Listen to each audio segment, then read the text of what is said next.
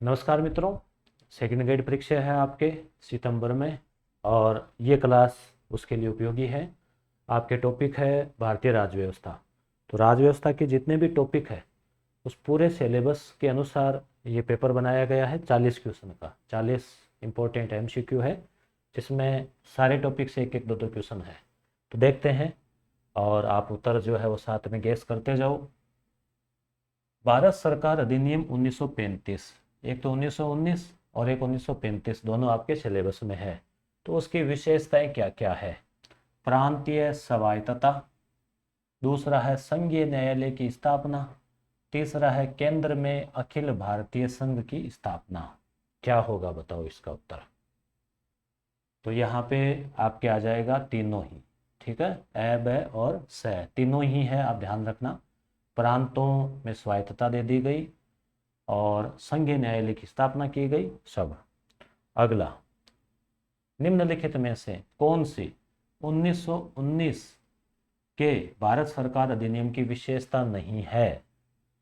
विधान परिषद को बजट पर संकल्प पारित करने का अधिकार दिया गया, विधानसभा में निर्वाचित बहुमत का होना, सिखों को सांप्रदायिक प्रतिनिधित्व दिया गया, केंद्र में द्विसदनीय विधानमंडल जो है वो बनाया गया। तो बताओ देखे क्या यहाँ पे नहीं होगा?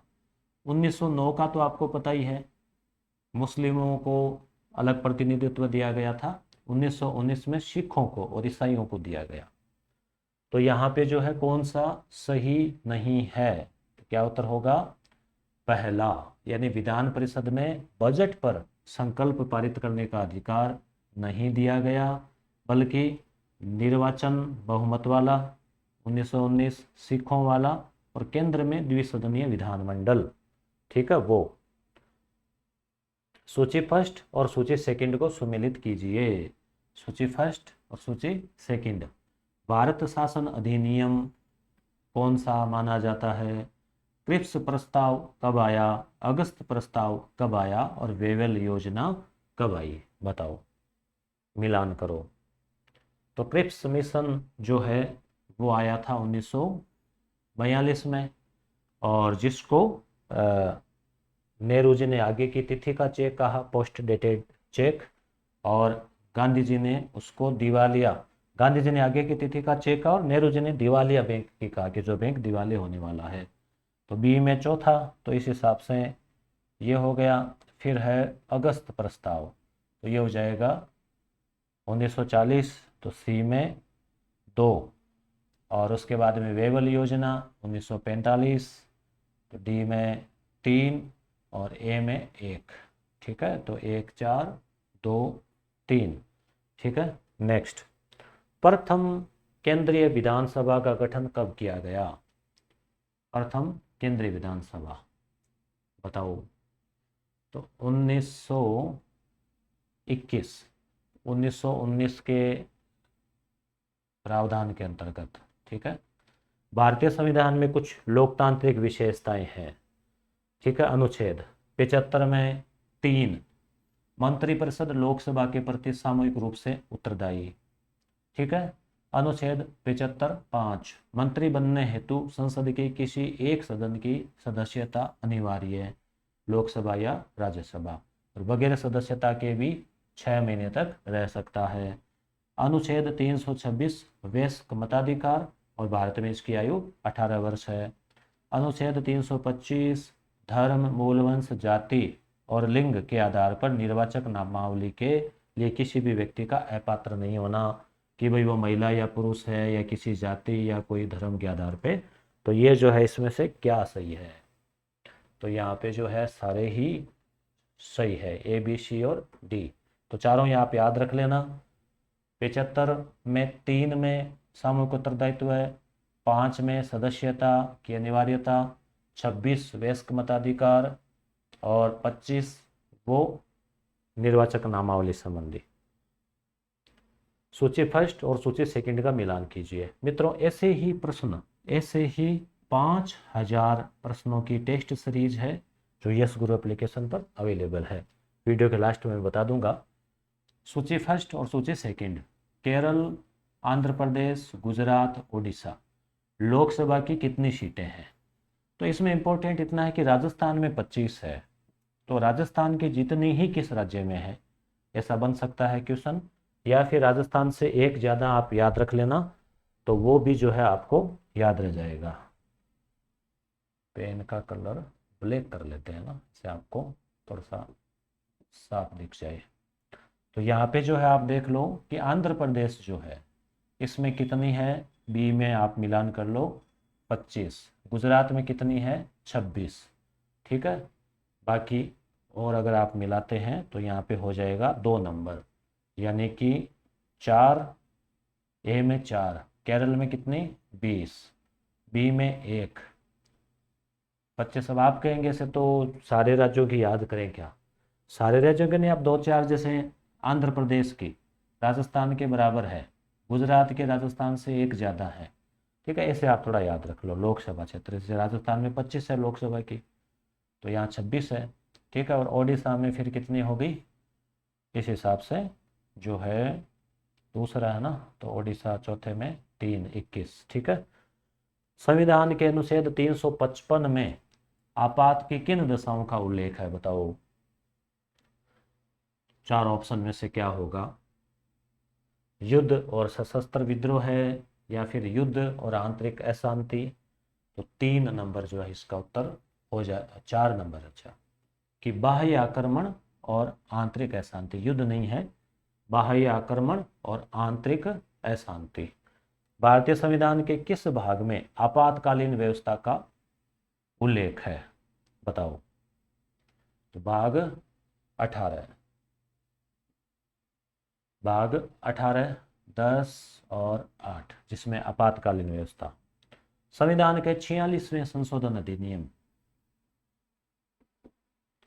2002 द्वारा, सॉरी 86वां, बहुत इंपॉर्टेंट था ये, शिक्षा का अधिकार वाला। 2002 द्वारा भारत के संविधान के निम्नलिखित में से किस अनुच्छेदों को अंतः स्थापित और प्रतिस्थापित किया गया, कि भाई अंतः स्थापित यानी उस अनुच्छेद में कुछ डाला गया और प्रतिस्थापित उसकी जगह कुछ किया गया, तो बताओ।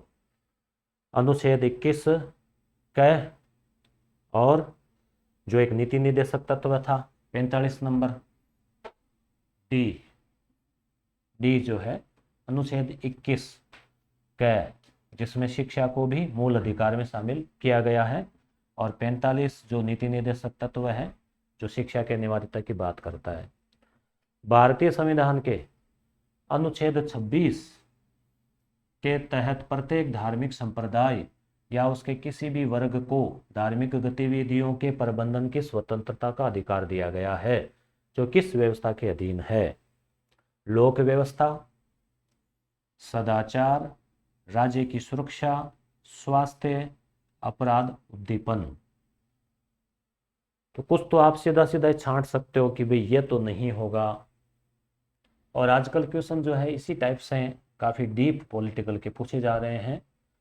तो 3 नंबर जो है इस 1, 2 और 4, 1, 2 और 4, यानी कि धार्मिक संप्रदाय है या धार्मिक गतिविधियां हैं तो उसके प्रबंधन की स्वतंत्रता है लोक व्यवस्था के तहत, सदाचार के तहत और स्वास्थ्य के तहत, ठीक है। तो ये 3 इसमें आ जाएंगे।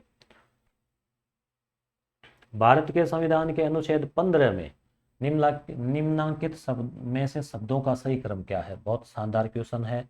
अनुच्छेद 15 जो हमें स्वतंत्रता देता है, समानता के अधिकार के तहत किस प्रकार की जो है वो बात की गई है, क्रम क्या आएगा।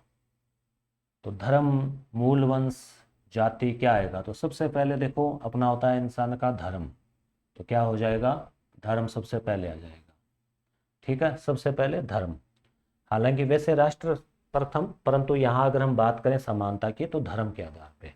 फिर मूल वंश, धर्म है, फिर मैं से ही मूल वंश, फिर वंश से निकलती है जाति। ऐसे आप ट्रिक से थोड़ा ध्यान रख लेना कि फिर जाति का क्रम है, फिर लिंग तो एक अलग छोटी चीज होगी कि भाई महिला है कि पुरुष है। तो धर्म पहले है इसमें, ऐसे आप याद रख लेना। निम्नलिखित युग्मों में से कौन सा सही सुमेलित जो है वो नहीं है। अनुच्छेद 17 में छुआछूत का उन्मूलन, अनुच्छेद 21 में जीवन और व्यक्तिगत स्वतंत्रता की रक्षा, अनुच्छेद 24 प्राथमिक शिक्षा का अधिकार, अनुच्छेद 29 अल्पसंख्यकों की संस्कृति की रक्षा। तो बताओ कौन सा सही नहीं है।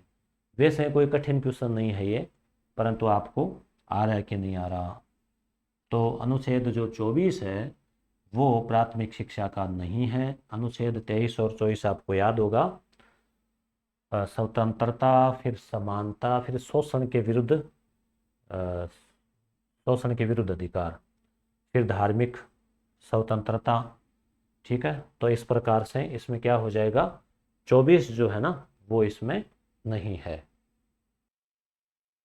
तो इसमें जो 14 वर्ष से कम आयु के जो बालक है, बच्चे हैं, उनको खतरनाक कामों में नियोजित नहीं किया जा सकता। ठीक है, 14 वर्ष। आगे चलते हैं। निम्न में से कौन सा जोड़ा बेमेल है। अनुच्छेद 39 ए निःशुल्क विधिक सहायता यानी कानूनी सहायता, किसी व्यक्ति के पास मान लो वकील वगैरह करने की फीस नहीं हो। अनुच्छेद 41 कुछ दशाओं में काम करने का अधिकार। अनुच्छेद 51 अंतर्राष्ट्रीय शांति और सुरक्षा की अभिवृद्धि। अनुच्छेद 13 विधि के समक्ष समानता। तो बताओ क्या होगा। तो यहाँ पे हो जाएगा बेमेल, चौथा हो गया बेमेल सीधा सीधा। तो देखो 39A याद रखना, 41 भी इम्पोर्टेंट है, 51 तो सबसे इम्पोर्टेंट है और 51 कायम में करते हुए है। विधि के समक्ष समानता 13 नहीं है, ये स्वतंत्रता के अधिकार में आता है। 14 से 18 कौन सा अनुच्छेद है ये आपको कमेंट करके लिखो। किस अनुच्छेद के तहत मूल कर्तव्यों की व्यवस्था जो है वो की गई है। मूल कर्तव्य बहुत सिंपल है, अनुच्छेद 51 क जो है उसमें मूल कर्तव्यों का उल्लेख है। मौलिक कर्तव्य के संबंध में सत्य कथन क्या है। मूल कर्तव्य, मौलिक कर्तव्य। मूल कर्तव्य केवल भारतीय नागरिकों को प्रदान किए गए हैं। मूल कर्तव्य की प्रकृति वाद योग्य नहीं है। वाद योग्य का मतलब न्यायालय में उस पर कोई अभियोग चल सके। मूल कर्तव्य सकारात्मक प्रवृत्ति के हैं। मूल कर्तव्य की प्रकृति वाद योग्य है।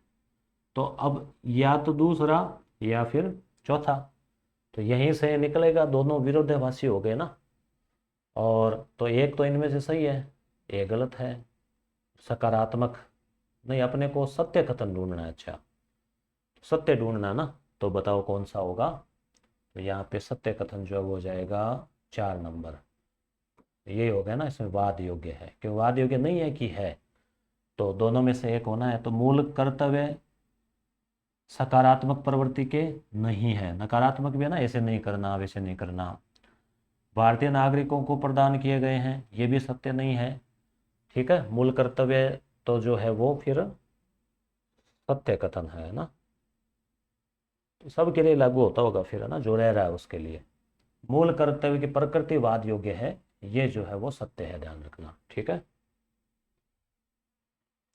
मंत्रिपरिषद के सामूहिक उत्तरदायित्व सिद्धांत किस अनुच्छेद में, अभी अभी हमने पढ़ा था, तो बताओ कौन सा होगा। 75(3). नेक्स्ट, भारत के निम्नलिखित प्रधानमंत्री पर विचार करें जिनका कार्यकाल के दौरान मृत्यु होने के बाद गुलजारी लाल नंदा जो है वो कार्यवाहक प्रधानमंत्री बने। किसके बाद बताओ, आपको याद आ रहा होगा, जवाहरलाल नेहरू, लाल बहादुर शास्त्री, ये बाद के हो गए। ठीक है, तो ए और बी जो है वो हो जाएगा।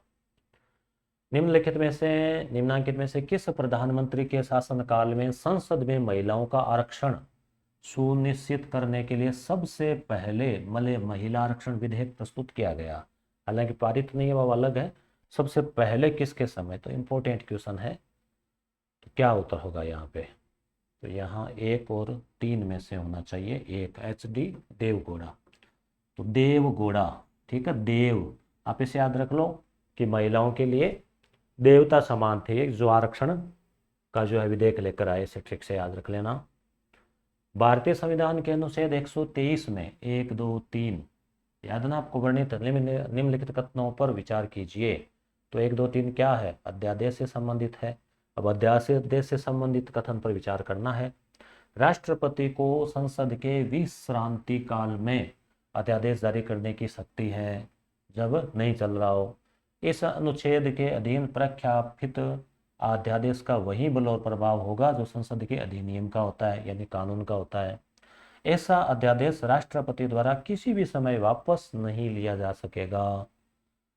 तो बताओ देखें कौन सा जो है इसमें आपको सही लग रहे हैं। केवल ए ब से ब और से, कौन सी बात नहीं जची आपके, वापस वाली नहीं जची क्या? तो बिल्कुल ए और ब। भाई वापस तो क्यों नहीं लिया जा सकता, अगर वो नहीं चले, उसमें पारित नहीं हो, तो 6 सप्ताह का है, 42 दिन का, तो लेना वो अपने आप ही विलोपित मान लिया जाता है। तो ये 2 सही है। निम्न वाक्यों को ध्यानपूर्वक पढ़िए। मंत्रिपरिषद लोकसभा के प्रति सामूहिक रूप से उत्तरदायी है ना? बिल्कुल। अनुच्छेद 75 3, मंत्रिपरिषद संसद की एक कार्यकारी समिति है और वह संसद के प्रतिनिधि के रूप में सामूहिक रूप से शासन करती है। तो बताओ संसद की एक कार्यकारी समिति है क्या? तो क्या उत्तर होगा यहाँ पे? यहाँ पे जो है 3, ए और ब दोनों सही है। तो सही है तो फिर मान लो सही। अगला देखें, निम्नलिखित में से कौन से कर्तव्य भारत सरकार की सुरक्षा संबंधी मंत्रिमंडल समिति के हैं? रक्षा संबंधी सभी मुद्दे से निपटना, विधि और अव्यवस्था तथा आंतरिक सुरक्षा संबंधी मुद्दे, राष्ट्रीय सुरक्षा का अतिक्रमण वाले मुद्दे कौन कौन से हैं? तो देख लो और याद कर लो। तीसरा ए और स, रक्षा संबंधी सभी मुद्दे और राष्ट्रीय सुरक्षा का अतिक्रमण करने वाले मुद्दे, विधि अव्यवस्था आंतरिक सुरक्षा संबंधित मुद्दे। तो ये तो क्या बहुत ज्यादा हो जाते हैं फिर ऐसे। निम्नलिखित कथनों में से कौन सा भारत के राष्ट्रपति के संबंध में सही नहीं है?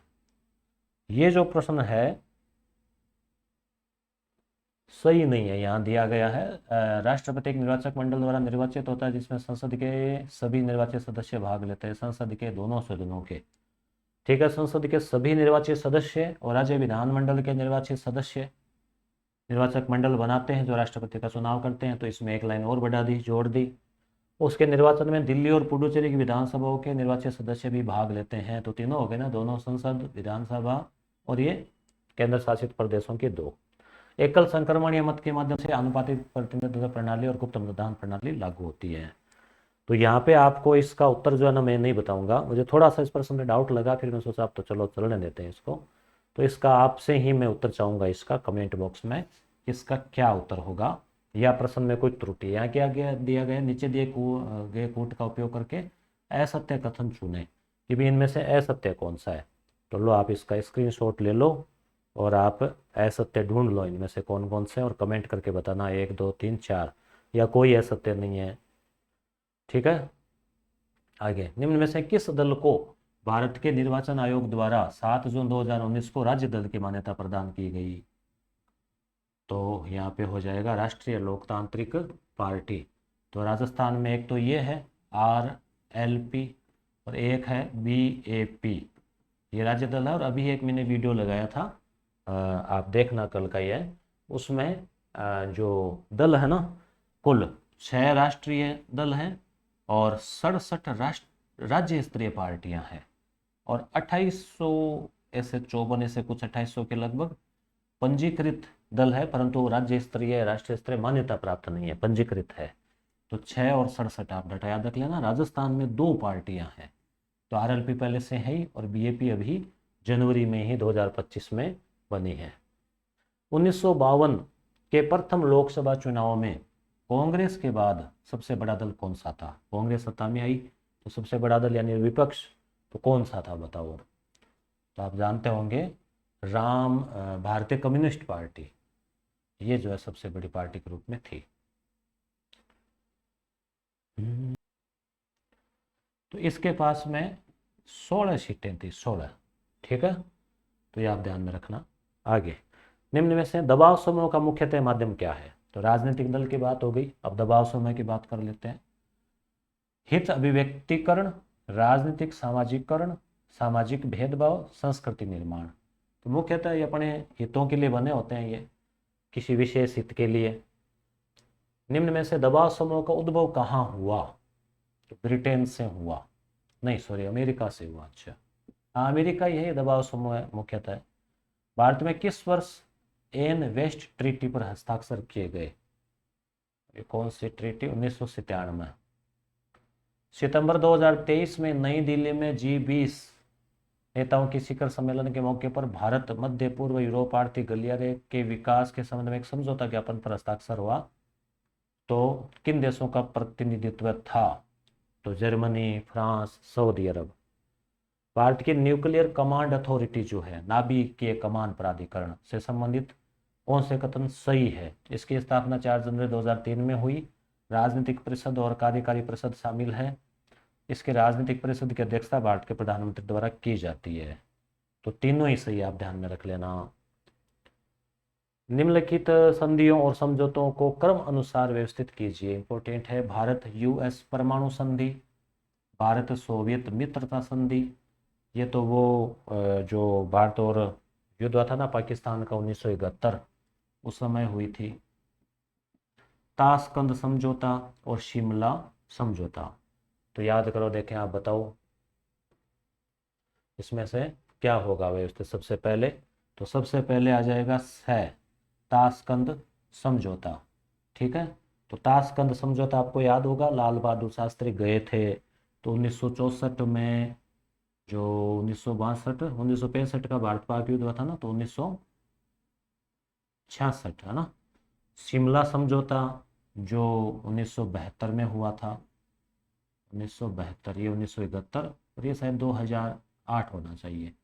तो ए तो सबसे लास्ट में हो गया, सबसे पहले, उसके बाद में बै 1971, फिर द 1972 और फिर ए। जवाहरलाल नेहरू की प्रमुख रचनाएं कौन कौन सी है बताओ? तो जवाहरलाल नेहरू की रचनाएं कौन सी है बताओ? Soviet Russia, an autobiography, glimpses of the world history, and happy the discovery of India. तो यहाँ पे जो अनहैप्पी इंडिया आपको याद होगा, अभी आया भी था क्वेश्चन, इसमें शायद ऑप्शन में आपको जो है 1, 2, 3 और 5, 1, 2, 3 और 5, ये जो है 3 नंबर कर लेना आपको इसमें, यहाँ पे 3 कर लेना इसको। ठीक है, तो देखो इसमें ये जो अनहैप्पी इंडिया है ये किसकी थी? ये लाला जी की थी। ये भी स्कूल व्याख्याता में पूछा भी गया था ना, लाला जी, लाला लाजपत राय। बाकी देखो वर्ल्ड हिस्ट्री डिस्कवरी, ये नेहरू जी की प्रसिद्ध किताबें रही है। संयुक्त राष्ट्र महासभा ने प्रस्ताव 377A को कब अंगीकृत किया था? तो यहाँ पे हो जाएगा 1950, 3 नवंबर। संयुक्त राष्ट्र संघ का चार्टर कब लागू हुआ? तो 24 अक्टूबर। यूएनओ दिवस। संयुक्त राष्ट्र संघ के प्रमुख अंग तो 6 है, आपको पता ही है।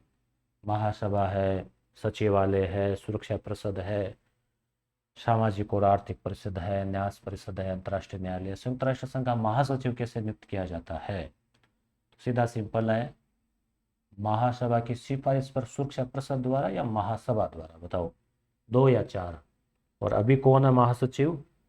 Antonio Guterres. और इस पर भी मैंने यूएनओ पे भी एक वीडियो बना रखा, आप जरूर देख लेना वो। तो 3 नंबर सुरक्षा परिषद की सिफारिश पर महासभा द्वारा, या है महासभा की सिफारिश पर सुरक्षा परिषद द्वारा, तो उल्टा देखो, सुरक्षा परिषद की सिफारिश पर महासभा द्वारा, ये आपको याद रखना है। प्रस्तावना के अनुसार भारत एक, कितना बहुत शानदार प्रश्न है ये। प्रस्तावना पढ़ते हैं, याद भी होनी चाहिए आपको। भारत एक क्या है? संप्रभु, समाजवादी, धर्मनिरपेक्ष, लोकतांत्रिक गणराज्य। तो ज़्यादातर वो कहते हैं कि जो बड़ा ऑप्शन है ना, संप्रभु, समाजवादी, धर्मनिरपेक्ष, लोकतांत्रिक गणराज्य, ऐसे ही लाइन है। ठीक है, फिर है ना।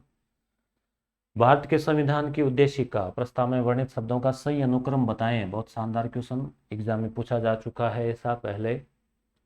तो बताओ क्या होगा? स्वतंत्रता, समानता, न्याय, बंधुता। पहले क्या आएगा? तो स्वतंत्रता, न्याय पहले है। ठीक है, न्याय, स्वतंत्रता, समता, बंधुता। ठीक है। निम्न में से कौन सा मौलिक अधिकार नागरिकों एवं गैर नागरिकों दोनों के लिए उपलब्ध है? नागरिक और गैर नागरिक जो प्रवासी है आए हुए हैं, अनुच्छेद 16, अनुच्छेद 29, अनुच्छेद 14, अनुच्छेद 19। तो अनुच्छेद 14 हो गया, यहाँ पे विधि के समक्ष सभी समान है। विदेश का भी होता है, तभी तो जैसे विदेशी कोई पकड़े जाते हैं आतंकवादी वगैरह, उनको भी फिर कानूनी कार्रवाई के तहत उनको पहले चलाते हैं कि विधि के सामने सब समान है। वो निम्न में से किस वाद में कहा गया था कि प्रस्तावना भारतीय संविधान का अंग नहीं है? ये भी स्कूल व्याख्याता में संस्कृत विभाग वाले में पूछा गया था शायद, कि प्रस्तावना भारतीय संविधान का अंग नहीं है। तो ये बेरुबाड़ी विवाद। फिर इसमें क्या कहा गया या बताओ ये कमेंट करके। एक भारतीय नागरिक को मताधिकार का प्रयोग करने से अयोग्य मानने के आधारों के सही समूह को चिन्हित कीजिए कि भाई वो मताधिकार का प्रयोग नहीं कर सकता कोई नागरिक, कब क्या हो तब वो नहीं कर सकता। तो ये है समूह है अपराध या भ्रष्ट या अवैधानिक आचरण और गैर निवास, निवास ही नहीं है यहाँ पे, तो अवैधानिक आचरण है या भ्रष्ट है या फिर ऐसा अपराध इस मामले में।